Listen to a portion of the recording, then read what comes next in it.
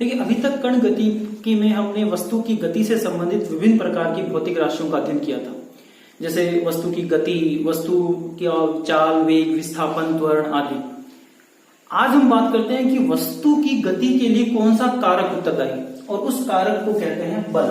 यानी बल वह बाह्य कारक है जो किसी वस्तु की स्थिति या उसके आकार में परिवर्तन कर सकता है या परिवर्तन करने की प्रवृत्ति रखता है। इसको इस तरह से समझिए कि मान लीजिए कि कोई वस्तु है और उसको आपने इस प्रकार से बल उस पर लगाया, तो वस्तु की स्थिति या तो परिवर्तित हो जाएगी, या हो सकता है वस्तु की स्थिति परिवर्तित ना हो। जैसे मान लीजिए किसी दीवार को धक्का दीजिए, तो जरूरी तो नहीं है कि दीवार जो है वो अपने स्थान से खिसक जाएगी, लेकिन ये बल जो है वो उसकी स्थिति में परिवर्तन की प्रवृत्ति जरूर दिखा सकता है। हो सकता है कि एक धीरे धीरे जैसे जैसे आप बल बढ़ाते जाएंगे तो वो दीवार जो है वो अपने स्थान से विस्थापित हो जाएगी। इसका मतलब क्या है कि बल एक बाह्य कारक है, ठीक है, वो फैक्टर है जो कि किसी वस्तु की गति या उसकी स्थिति में परिवर्तन के लिए उत्तरदायी होता है। यानी अगर मान लीजिए कि वस्तु स्थिर अवस्था में है तो बल लगाने पर वह गति की अवस्था में आ सकती है। अगर वस्तु गति कर रही है तो बल लगाने पर उसकी गति जो है वो बढ़ या घट सकती है। यानी बल के कारण वस्तु की गति में जो है वो परिवर्तन आ जाता है, ठीक है। तो बल एक बाह्य कारक है जो वस्तुओं की गति के लिए उत्तरदायी है। बल जो है वो एक सदिश राशि है, ठीक है, और इसका जो एसआई मात्रक है वो न्यूटन है, साथ ही सीजीएस मात्रक जो है वो क्या है, डाइन है, ठीक है।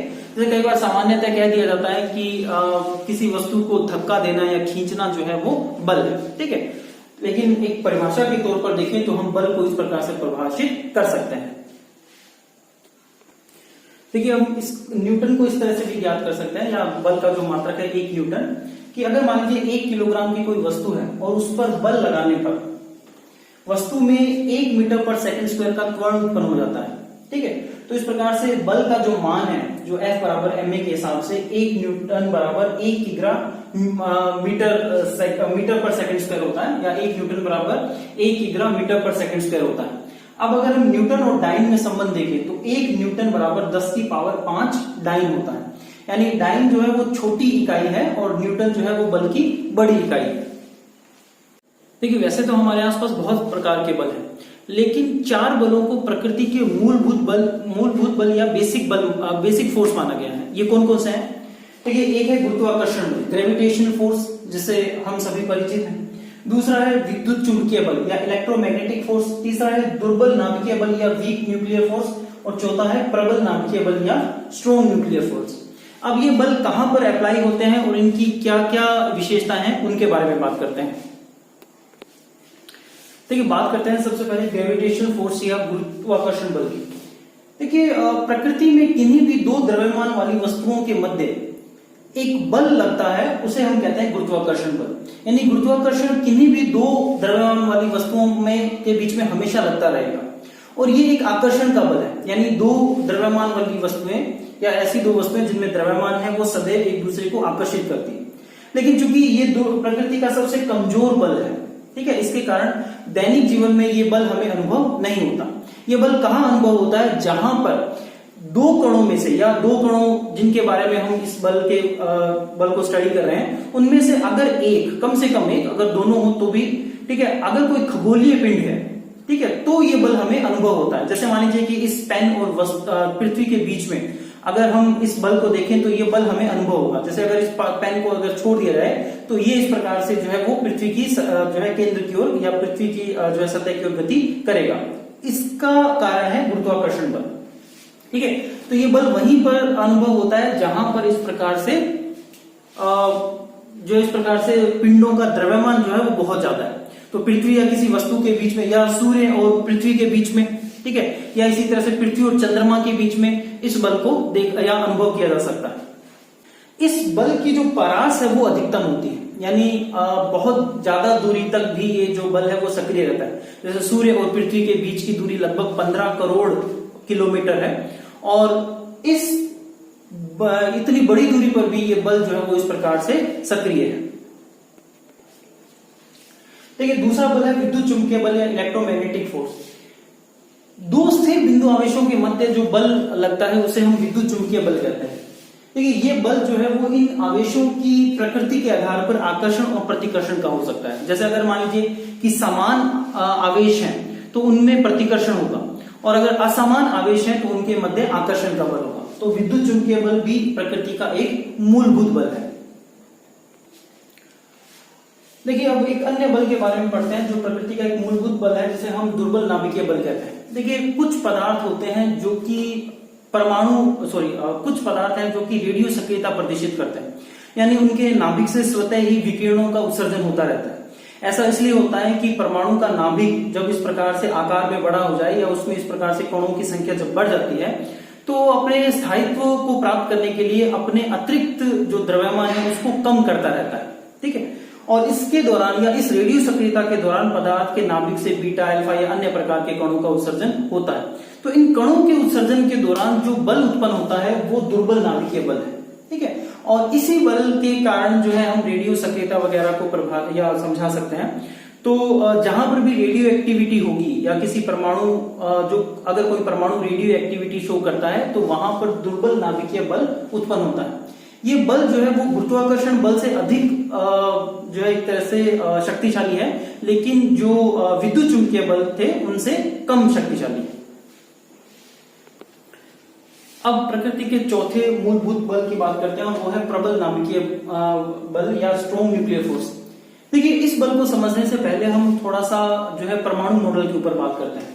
जैसे परमाणु मॉडल से हम जानते हैं कि परमाणु के नाभिक में, ठीक है, जो परमाणु का सेंट्रल पार्ट है उसमें प्रोटॉन और न्यूट्रॉन होते हैं, और परमाणु के चारों ओर इस प्रकार से इलेक्ट्रॉन जो है वो विभिन्न कक्षाओं में क्या करते हैं, चक्कर लगाते हैं, ठीक है।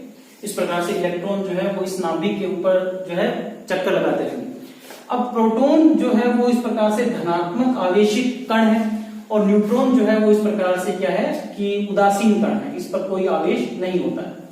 देखिए जैसे जो सबसे सरलतम जो तत्व है वो है हाइड्रोजन, जिसमें एक ही प्रोटॉन होता है, यानी उसमें उसके नाभिक में केवल एक ही प्रोटॉन है। लेकिन जैसे जैसे हम आवर्त सारणी में आगे की ओर बढ़ते हैं परमाणु के केंद्र में प्रोटॉनों की संख्या बढ़ती रहती है, और चूंकि प्रोटॉन पर क्या है कि पॉजिटिव आवेश है, उस पर धनात्मक आवेश है, और अभी हमने जो है विद्युत चुंबकीय बलों में पढ़ा था कि समान आवेशों में प्रतिकर्षण होता है।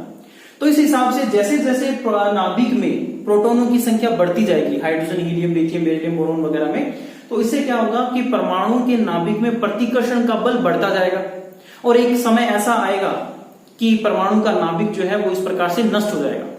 लेकिन प्रकृति में हम ये देखते हैं कि ऐसा नहीं होता है। ऐसा क्यों नहीं होता है? क्योंकि देखिए परमाणु के नाभिक में एक ऐसा बल उपस्थित है जो कि इस बढ़ते हुए प्रतिकर्षण बल को भी संतुलित करके रखता है। यानी इस प्रबल नाभिकीय बल के कारण नाभिक में प्रोटॉनों की संख्या बढ़ने के बावजूद भी नाभिक जो है वो स्थायी बना रहता है। यानी इन जो है विद्युत चुंबकीय बल जो कि प्रोटॉनों के मध्य लग रहा है समान आवेशित होने के कारण, इस विद्युत चुंबकीय बल से भी एक प्रबल बल है जो कि प्रोटॉनों और न्यूट्रॉनों को आपस में बांध कर रखे हुए हैं। इस बल को कहते हैं हम प्रबल नाभिकीय बल, और ये प्रकृति का सबसे प्रबल बल है, ठीक है। और चूंकि ये प्रोटॉनों और न्यूट्रॉनों को आपस में नाभिक में बांध करके रख रहा है, इसलिए ये आकर्षण का बल है। लेकिन इसकी जो परास है वो सब बहुत कम होती है, यानी इसकी रेंज जो है वो बहुत ही कम है, जो कि नाभिक की जो एक तरह से डायमीटर जो उसका व्यास है वहां तक सीमित है, जो लगभग 10⁻⁻15 मीटर या जिसे हम फर्मी दूरी भी कहते हैं वहां तक सीमित है। तो ये प्रकृति के 4 मूलभूत बल है। अब अगर हम चारों मूलभूत बलों की शक्ति की तुलना करें या इनकी स्ट्रेंथ या सामर्थ्य की तुलना करें तो सबसे कमजोर बल है गुरुत्वाकर्षण बल, और अगर हम इसका परिमाण 1 मानते हैं तो उससे अगला जो प्रबल बल है या उससे शक्तिशाली बल जो है वो है दुर्बल नाभिकीय बल, जो कि गुरुत्वाकर्षण बल से 10⁻25 गुना अधिक शक्तिशाली है, ठीक है। इसके बाद में अगर हम बात करें कि इससे अगला जो शक्तिशाली बल है वो है विद्युत चुंबकीय बल, और ये गुरुत्वाकर्षण बल से 10⁻36 गुना जो है वो अधिक शक्तिशाली है। और उसके बाद में सबसे जो स्ट्रॉन्ग बल या प्रबल बल आता है वो है प्रबल नाभिकीय बल, जो गुरुत्वाकर्षण बल से 10⁻38 गुना अधिक शक्तिशाली है, ठीक है। तो ये प्रकृति के 4 मूलभूत बल हैं, और इनका जो इस प्रकार से अगर हम ऑर्डर देखें तो सबसे कमजोर बल गुरुत्वाकर्षण बल, फिर दुर्बल नाभिकीय बल, फिर विद्युत चुंबकीय बल है, और फिर प्रबल नाभिकीय बल, और ये इनकी सामर्थ्य का एक तरह से आप कह सकते हैं कि अनुपात है। अब गुरुत्वाकर्षण बल जैसे हमने बात की कि द्रव्यमानों के मध्य लगता है, उसके बाद में दुर्बल नाभिकीय बल जो है वो इस प्रकार से रेडियो सक्रियता के दौरान बीटा कणों के क्षय से उत्पन्न या बीटा कणों के मध्य उत्पन्न होता है। इसी तरह से विद्युत चुंबकीय बल जो है वो आवेशों के मध्य उत्पन्न होगा, और प्रबल नाभिकीय बल जो है वो परमाणु के नाभिक में उपस्थित होता है। तो ये प्रकृति के 4 मूलभूत बल है।